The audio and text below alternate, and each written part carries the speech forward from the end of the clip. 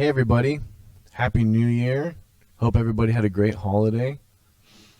Ours was pretty adventurous over here in California with the extreme weather we had going on.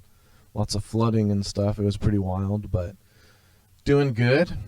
Enjoyed some time with the family during the holidays, and now I'm getting back to this, and I got a fun one to share with you guys today. So I'm going to talk to you about my top 10 classic rock drummers. You know, rock is a pretty broad spectrum of different kinds of music. So, strictly classic rock, like just the golden era kind of in the 70s, is really what I'm looking at here. And these are people that I just think are the best at what they do. So, here we go. Let's kick this off. So, originally, I had 10 drummers. And then I realized that I forgot somebody very, very important. So I went back and added them. And I didn't feel like this person deserved to not at least be mentioned. So now I'm just giving an honorable mention. And that is Mitch Mitchell from the Jimi Hendrix Experience. See, the Hendrix Experience was a trio. And drumming in a trio is different than drumming in a full-size band, because you have a lot more space that you need to fill up. And although you're in charge of the time and the groove, you are kind of, a third of the melodic part too. So what you're doing, what you're playing, needs to add to the music and kind of help drive it along. So if you ever want a master class in how to do some proper trio drumming, check out Mitch Mitchell. All right, let's get into the list here. Number 10, Tommy Aldridge. Best known for playing in the Pat Travers Band. Did some recording with Ozzy and touring, as well as Whitesnake, currently still in Whitesnake. I am not a double kick player, nor do I ever claim to pretend to be one. This dude is, and he is unreal. If you want a just aggressive, awesome, driving rock drummer, look no further. Tommy Aldridge is one of the best that there is. He's got chops, he's got groove, he's like the total package. So if you were trying to record a very high quality rock album and you needed some just absolutely killing drums, this is who you should hire. Number 9 is Alex Van Halen. Alex, I think on the merit of Hot for Teacher alone, deserves to be on this list. That's one of the most sought after, tried to replicate, but never quite duplicated grooves that there is. Just the driving shuffle in the double bass pedals is unreal. He played loud and fast, just like his brother, and had some incredible drum fills, I think due in part to his approximately 457 toms that he had on his kit. Might be a slight exaggeration, but you get what I'm saying. And Van Halen just has some of the all-time great rock songs and rock albums, and he is a part of that sound. He and Eddie were the only two constant members, so he is essential to that Van Halen sound. Number 8, Kenny Aronoff. Now, Kenny is not somebody you might know directly by name unless you're a drummer or if you're just super into the bands that he plays with. But he's somebody that you should know. And I'm going to tell you why. So he was the drummer for John Cougar for 17, 18 years. Current drummer for Fogerty. He tours with him. And he's played with a lot of other people. He was in this super group called Chickenfoot with Satriani and Sammy Hagar. And he plays with Joe Satriani too. But the reason that I include him on this list is because of his accolades and his studio ability. He was actually voted by Modern Drummer as the #1 studio drummer, as well as the #1 rock and pop drummer. And he even made Rolling Stone's top 100 drummers of all time. So his name might not necessarily carry as much weight as some of the other people on this list as far as notoriety, but his resume speaks for itself.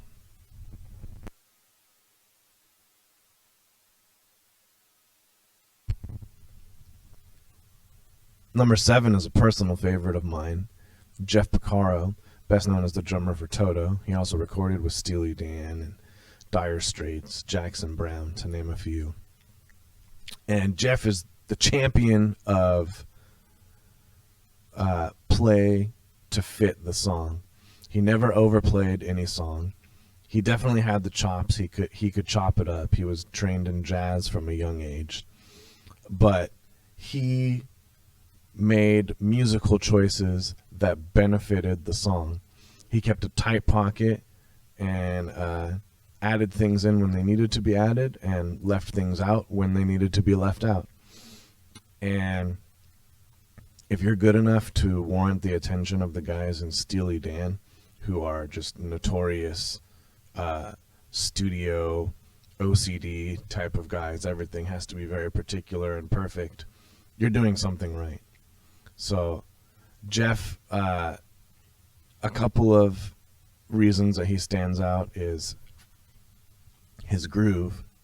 The Toto song Rosanna, obviously one of the greatest halftime shuffle grooves ever. Lots of drummers try and learn this groove because it just sounds cool. It comes from Bernard Purdie originally, and a lot of people have taken it and made it their own. And that's one of the more well-known uses of it. And then also, not a lot of people know this, but he actually could play in mixed meter and stuff. He didn't often do it, but Toto had a couple of instrumentals where he would play in weird time signatures, and he totally killed it. I think that he's just the musician's musician and one of the greatest classic rock drummers that there was. Number 6. You can't talk about classic rock without talking about The Who, and you can't talk about The Who without talking about Keith Moon.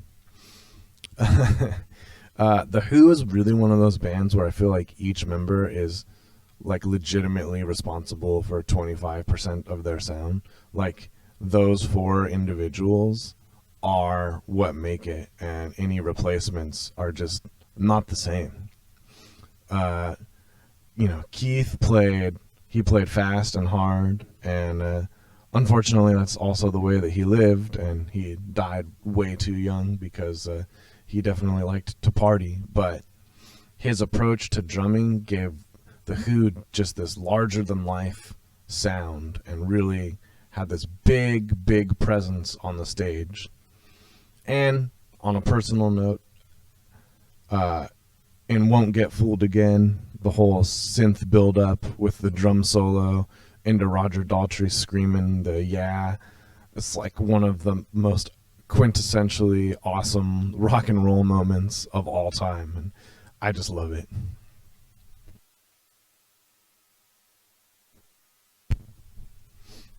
Up next we have the man, the myth, the legend, Ginger Baker, best known as the drummer for Cream and a supergroup Blind Faith, which is basically Cream and Traffic combined together.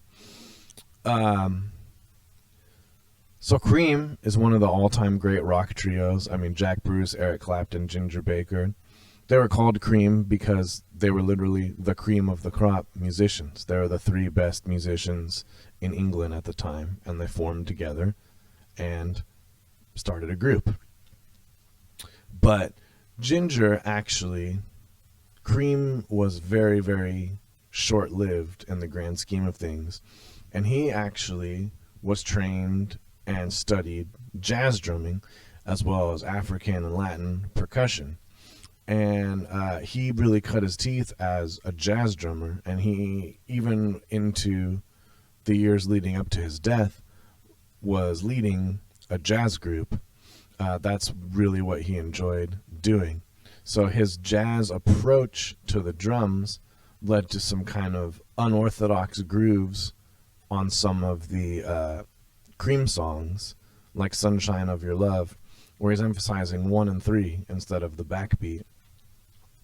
And then what's there, Pressed Rat and Warthog has like a jazz waltz. And then of course there's Toad. Toad is what you want to listen to if you want to know how to construct a drum solo. And the reason being is that it's insanely long, like 10 to 15 minutes long, depending on the version that you listen to, but it doesn't get boring. He makes drum solos entertaining and interesting to listen to. And that's so super important, because as a drummer that likes to play solos, I needed somebody like that to show the world that, hey, this is legit, check it out, where it can be entertaining too. So for all of those reasons, he gets put on the list.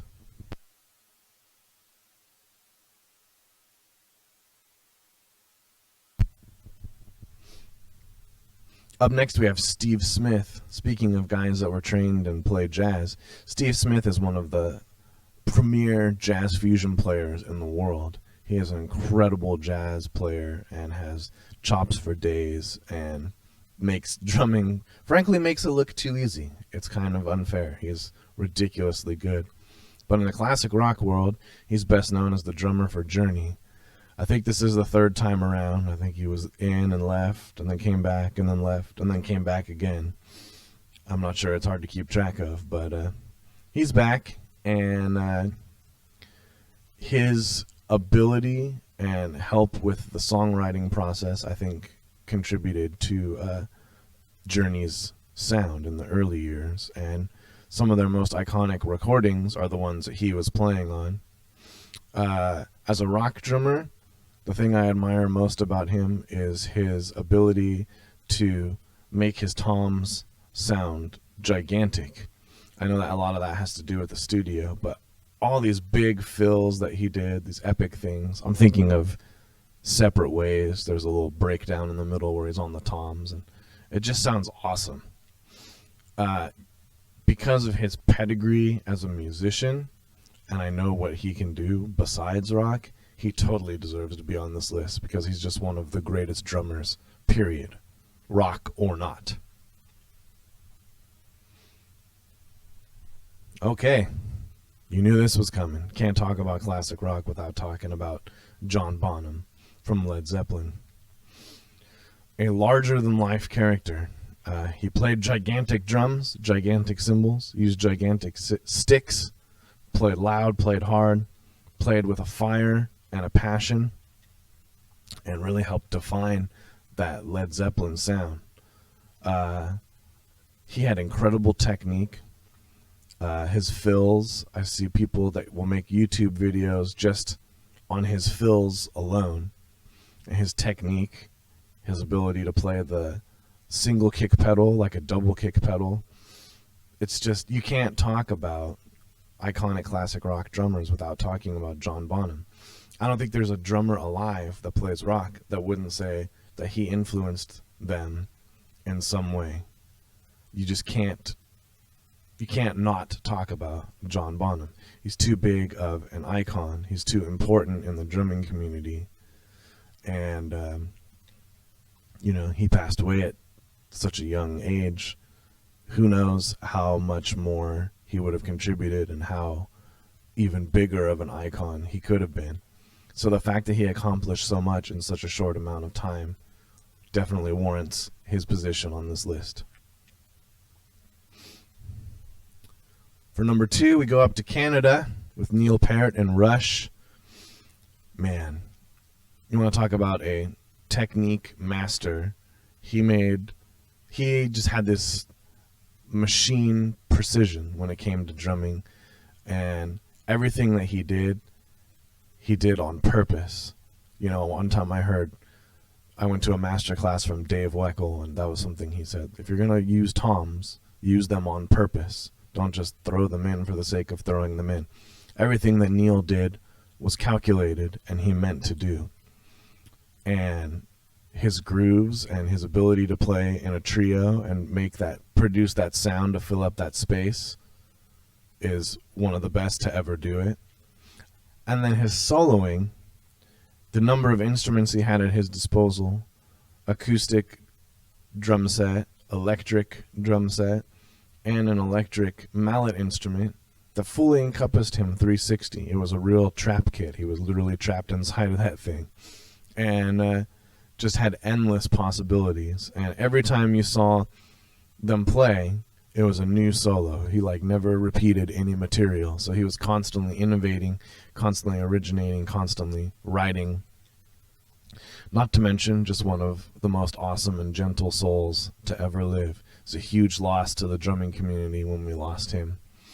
I had a chance to see Rush when I was younger, and foolishly I thought, nah, I'll get another chance. And I've regretted it ever since. I really, really do regret that, because he was just an absolute icon. All right, my number one.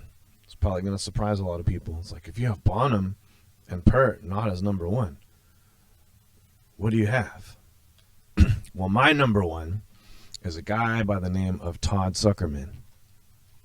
He is now the drummer for Styx, and he has been since '98.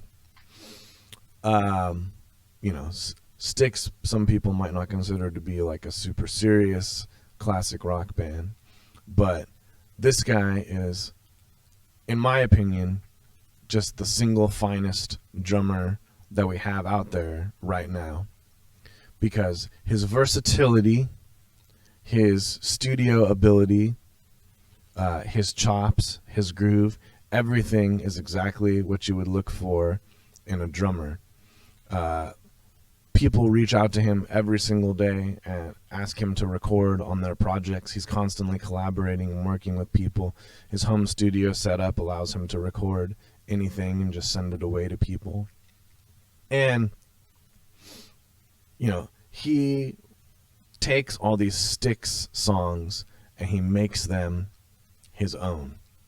And he posts drum cam videos on social media, and it's just mesmerizing to watch. Just the most fluid drummer I've ever seen. And it's really, really infectious the way he gets into playing, and his knowledge and his ability and general experience in the music industry.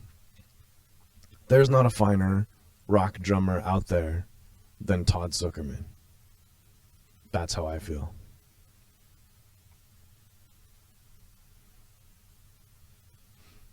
All right, everybody. Well, thank you for watching. I hope that you all had a great New Year. What do you think of my list? I know it might be controversial to have who I have in positions that I have them. So let me know what you think. If you agree or disagree, tell me in the comments.